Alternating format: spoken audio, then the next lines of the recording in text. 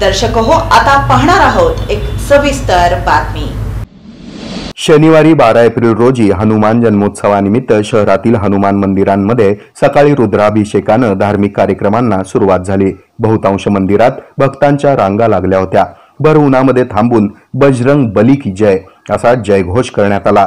सकाळी गुलालोत्सव, हनुमान चालीसा पठण, कवच वाचन आणि महाप्रसाद वाटप करून आध्यात्मिक कार्यक्रमामध्ये भक्तीचा रंग भरला। यावेळी अनेक धार्मिक कार्यक्रमांचं आयोजन देखील करण्यात आलं होतं। सोलापुरातील पूर्व भागातील वालचंद कॉलेज रोड समोरील पंचमुखी हनुमान मंदिरामध्ये हनुमान जन्मोत्सव विविध कार्यक्रमांनी साजरा करण्यात आला। यावेळी मंदिरामध्ये पहाटेपासूनच अनेक विधी पार पडले।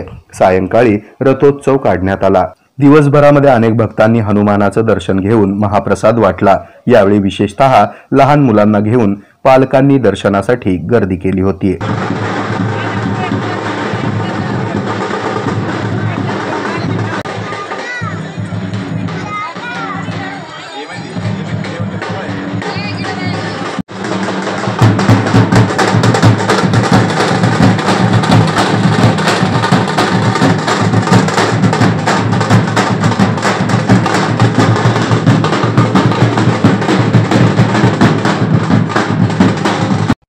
हे आहे मेट्रोकास्ट केबल नेटवर्क आणि आपण पाहत आहात द न्यूज